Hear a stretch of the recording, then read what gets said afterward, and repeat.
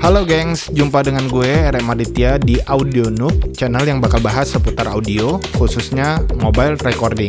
Dan buat lo yang baru join, silahkan subscribe dan nyalakan tombol lonceng supaya dapat update video terbaru dari Audio Noob. Thank you! Pada kesempatan kali ini, gue mau ngejelasin tentang apa itu kompresor. Seperti kita ketahui, biasanya hasil dari sebuah rekaman atau recording itu rentang dinamikanya luas, antara bagian lembut dan bagian keras sering terlalu kontras. Untuk itulah kita membutuhkan kompresor. Pada dasarnya, kompresor itu berguna untuk membatasi rentang dinamika, atau orang sering sebutnya dynamic range. Jadi rentang antara bagian terlembut dan bagian terkeras itu dibuat tidak terlalu jauh. Tujuan paling utama adalah membuat pendengar lebih nyaman dengan dinamika pada musik kita. Nah, kompresor apapun yang teman-teman gunakan, baik hardware maupun plugin, itu memiliki kesamaan parameter dan kontrol yang digunakan untuk mengatur tingkat kompresi pada musik kita. Dan kita ya wajib banget tahu parameter apa yang terdapat pada kompresor. Secara garis besar, kompresor itu terdapat dua pengaturan. Yang pertama adalah pengaturan dinamika atau dynamic control. Yang kedua adalah pengaturan waktunya atau time control. Nah, gue akan jelasin sedikit mengenai istilah-istilah yang terdapat pada parameternya. Pertama, threshold.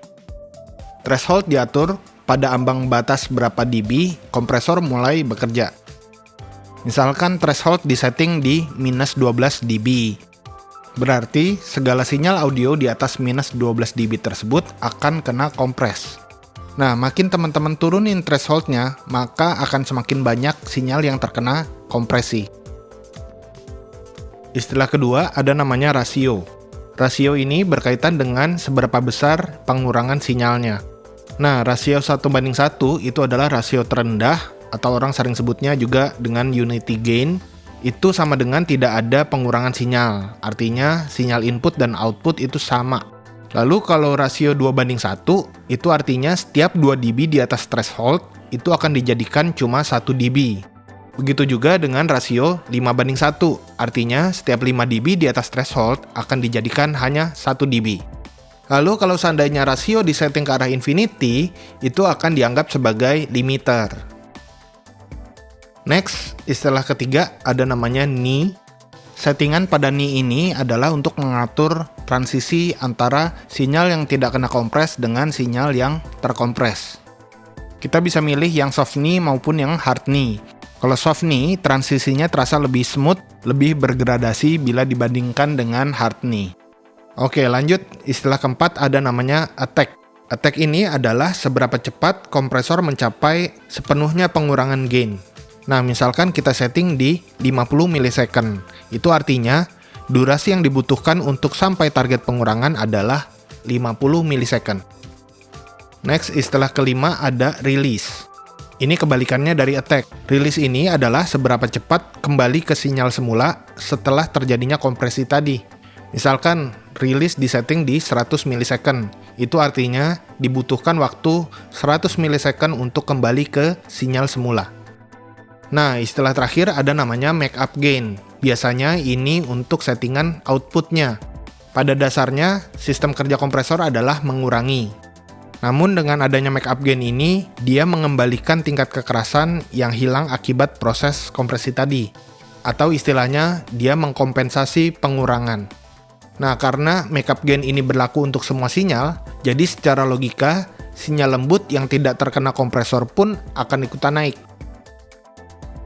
Nah, berikut ini adalah tips dari Audio Noob untuk teman-teman menggunakan kompresor.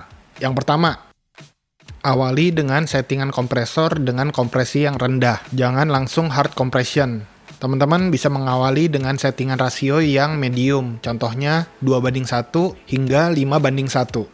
Setting attack dan release-nya pada settingan medium juga, contohnya attack pada 50 milisecond, sementara release pada 100 milisecond.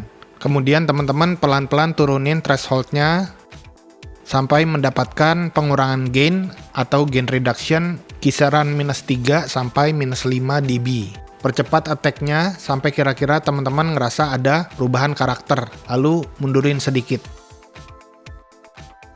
teman-teman bisa mengkompensasi pengurangan gain dengan menaikkan markup gain-nya. Misalkan dinaikkan menjadi 3 ataupun 5 dB. Kedua, selalu dengerin dan amatin ketika sudah menambahkan kompresor. Karena kalau kita nggak hati-hati, karakter dari instrumen maupun musiknya justru akan berubah.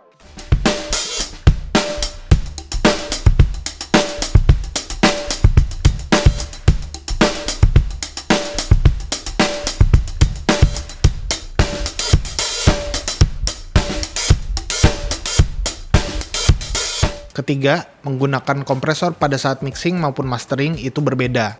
Pada proses mixing, kita dengan leluasa bisa menggunakan hard compression pada track. Tapi kalau pada mastering, karena kompresor diterapkan pada keseluruhan lagu, biasanya kompresinya sangat rendah, dengan rasio nggak lebih dari 2:1. Terakhir, perhatikan genre musik dan karakter lagunya.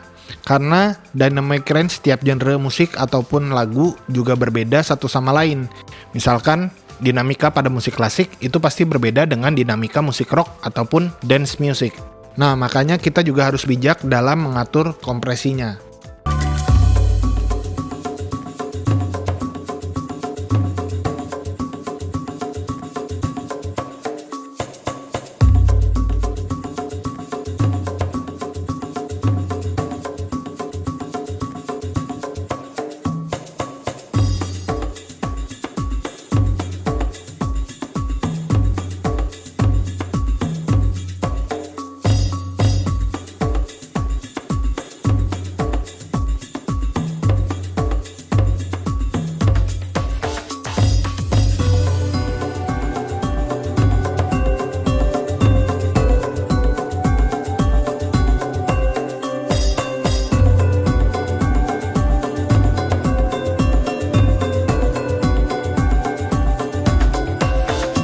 Oke, sekian video kita kali ini. Semoga bermanfaat buat teman-teman semua. Jangan lupa buat klik tombol likes-nya ya.